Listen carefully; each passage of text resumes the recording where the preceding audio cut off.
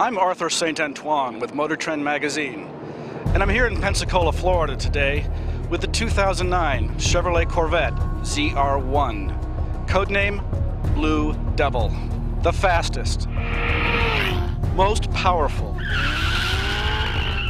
and at roughly $117,000, by far the most expensive production automobile General Motors has ever built.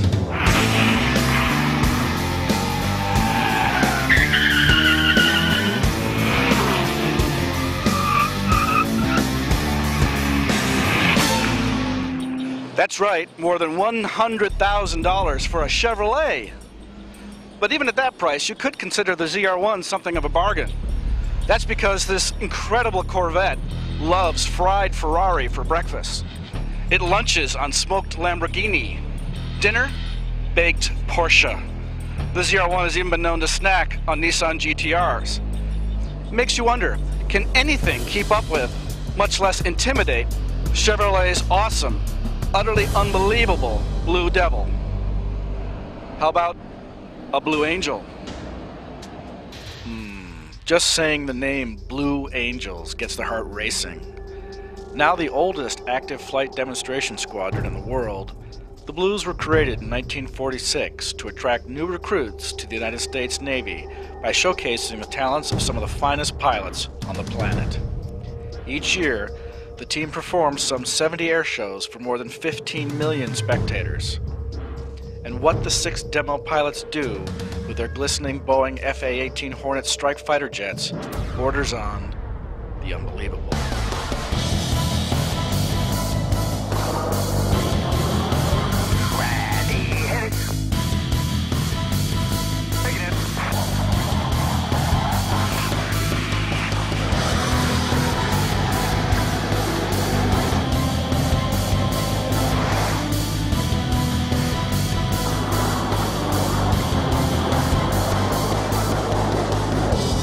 The show's high-G aerobatic maneuvers, which include loops, barrel rolls, minimum radius turns, inverted flight, place intense demands on pilots and aircraft alike.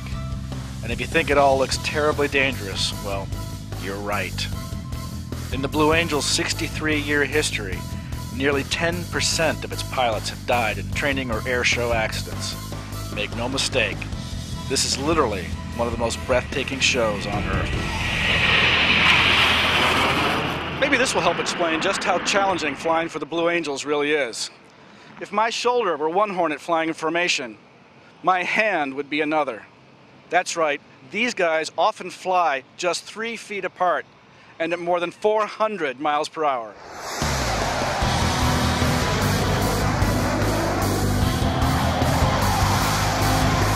The right stuff? This is righteous stuff. Now it's time to meet my adversary, the man who will attempt to outgun me and my Blue Devil. Meet the man in charge of narrating the shows from the ground and giving VIP rides in Blue Angel 7, the team's only 2-seat FA-18, Lieutenant Ben Walburn, call sign Baxter. Okay, Baxter, this is the Corvette ZR1, the fastest car General Motors has ever built. In fact, this is one of the fastest cars on the planet. 638 supercharged V8 horsepower.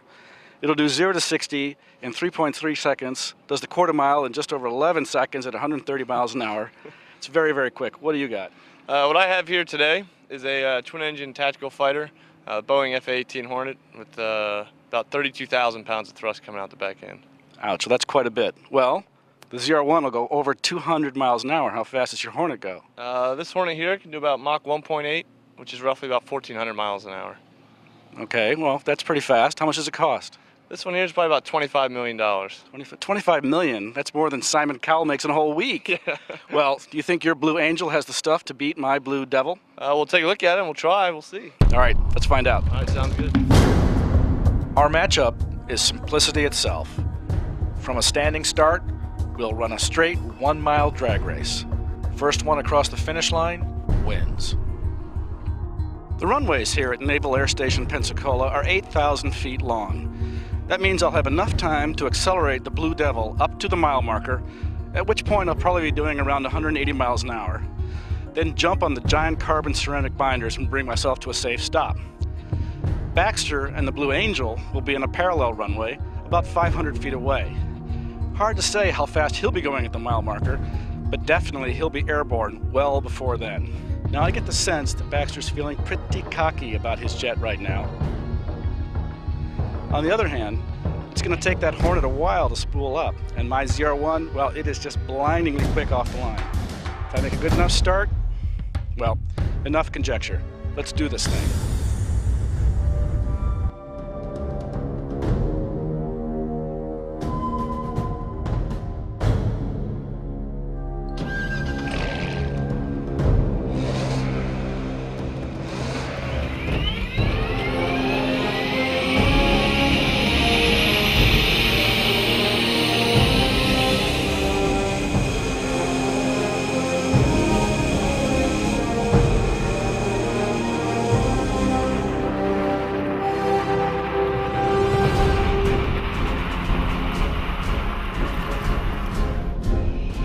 A good start will be critical for my chances.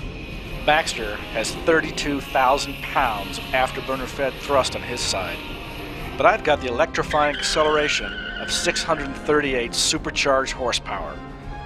My ZR1 can reach 60 miles an hour in just 3.3 seconds and blazes through the quarter mile in just over 11 seconds at 130 miles per hour.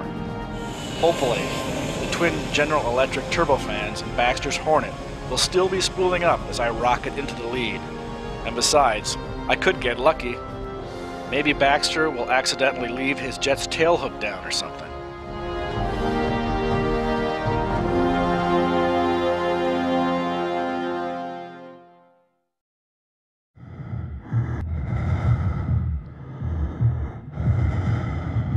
Racers ready? 3, 2, 1, go!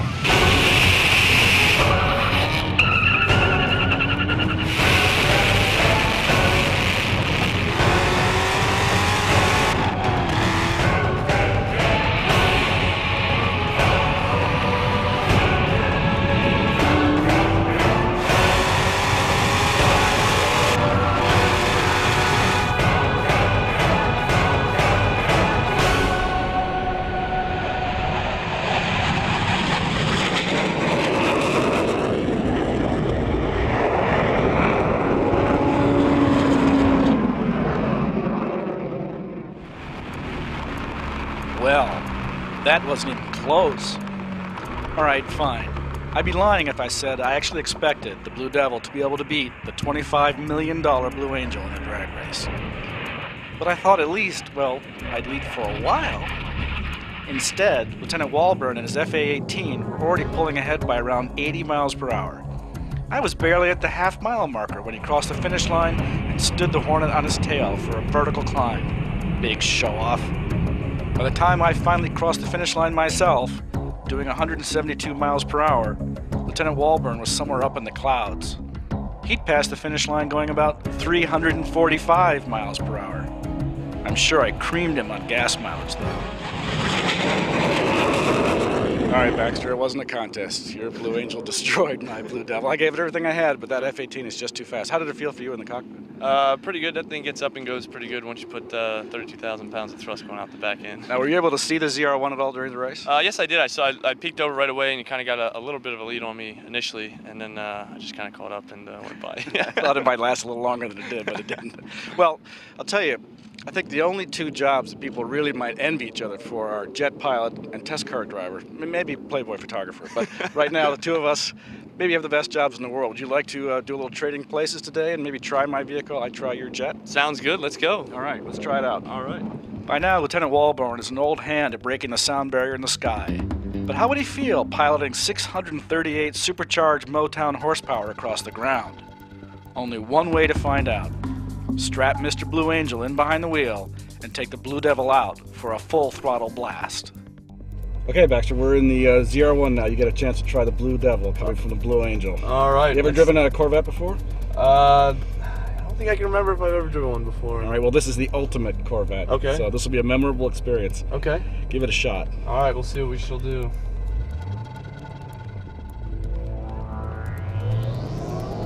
Obviously respectful of high-powered machinery, Lieutenant Walburn builds up to speed carefully.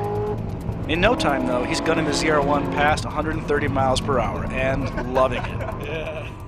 Of course, I'm probably getting in his way a bit by watching his every move, so I decide to climb out and let Lieutenant Walburn fly solo.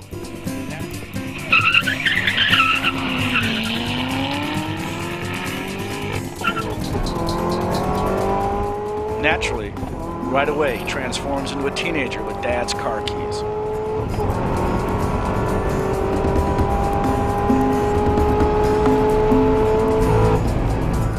At this point in his career, Lieutenant Walburn has accumulated more than 1,400 flight hours, and now about 20 minutes of seat time at the wheel of one of the world's most awesome ground-bound rockets.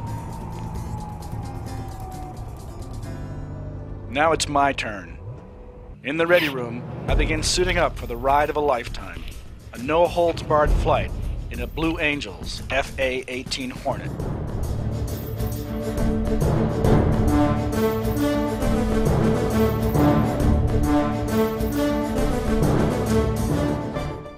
As Crew Chief Austin Armstrong belts me into the rear ejection seat of Blue Angel 7, he offers a few friendly words of advice. Basically, don't touch anything. During hard airshow maneuvers, Blue Angel's pilots regularly experience forces many times the force of gravity, often over 7G, which makes a 200-pound man feel like he weighs more than 1,400 pounds and can squeeze the blood out of his skull as if it were caught in the jaws of a giant, invisible lemonade press. Key to surviving a flight in an airborne centrifuge like the FA-18 Hornet is mastering the so-called Hick maneuver. Basically, to keep from passing out during high-G aerobatics, you have to squeeze your legs and grunt like hell to keep the blood up in your brain where it belongs. Done right, it sounds something like or in my case, well, you'll see. Ready to go? Ready to go. Alright, here we go. Here comes Bill Power there. And we'll go right to afterburner to get you in the seat. Here comes afterburner. Wow. And we're already at 60 knots. There's 80 knots. No wonder you beat me. 100. Comes 120. Approach and 140. We'll see it's kind of going to 160 knots. Unbelievable. There's 180. Lieutenant Walburn is going to break me in easy. On takeoff, we're going vertical. You ready to go flying today? Let's go flying. All right, ready, hit it. As we climb on out. Fantastic. Only 5.5 G. Of course, Mr. Blue Angel is only getting warmed up. How about an Immelman turn, Arthur? Take a deep breath, ready, hit it as we pull on up. A little bit more G this time. There's 5.5 G's, keep that squeeze going. There we go. Nice work. There we go. Now we get up over the top here. G's going to kind of relax on us here. There we go, as we pull up over the top. And we'll roll up right here, just relax. And we're going to roll to the left. And that's how we get in right behind someone. Or an inverted negative G pushover. There we go. And we're hanging upside down right now. What's our negative G here? Negative G is -1. Uh-huh. And once you get your bearings here, I'm going to go ahead and push forward a little bit on the stick. Get that -2, 2.5 G's. You feel like your eyeballs are popping out. They're coming out. All right, here we go. We're going to push forward a little bit. There we go. It's -2 G's. And we'll roll up right. Ready, hit it. There we go. It kind of gets you there, huh? It gets you, man. There's no technique to keep the blood down. That's the problem. Then comes a moment I've waited my whole life for. Time to break the sound barrier. And not while sipping champagne in the now-defunct Concorde, but the way it's supposed to be done. Strapped into the ejection seat of a military fighter jet just a few hundred feet above the water. All right. You ready to go to supersonic? Let's go. Here we go. We're going to full afterburner, nose on over. And I'll start my little stopwatch up here. And there's 180 knots. There's 200 knots. 225. 250. 275. 300 knots already. We accelerated 180 miles an hour in 12 seconds. There's 350 knots. There's 375. Coming up with 400 knots. You got Mach number starting to come up. Yep. 425. 450. Here's 475. We're at 500 knots right now. You see the Mach number about 0.8. There we go. It's 0.9 Mach. We're at 585 knots. There we go. There's 0.94, 0.96. And you're going supersonic, my friend. Wow. There we go. That's 666 knots. I don't know, the Blue Devil for you there. Any boats on the water right now, we're rocking with a sonic boom. But in the cockpit, I don't feel anything. Just wonderful. About 770 miles an hour. Wow. So. Naturally, Baxter isn't going to let me get away without a little extra pressure, Blue Angel style. Time for a minimum radius turn. Ready, hit it. Here we go, we fleet off this airspeed. There's 7.5 Gs. Keep it going, you got it. Kelly Clarkson! There we go. Nice work. 7.3 Gs. Wow, I was starting to get tunnel on that one. Yeah, I heard you talking to yourself. That's great. That's how you motivate yourself. As we come into land, one more brutal turn past 7G just for good measure. All right, go ahead and flex those legs. Take a deep breath. Ready, hit it. There we go. Keep it going. There's 7. Nice work. We got it. There we go. We'll roll on out here. Did you even hear a hic from Lieutenant Walburn? I didn't. I don't think the guy's even sweating. Nice job. Whew! Now I know how it feels to ride in a washing machine set on the spin cycle.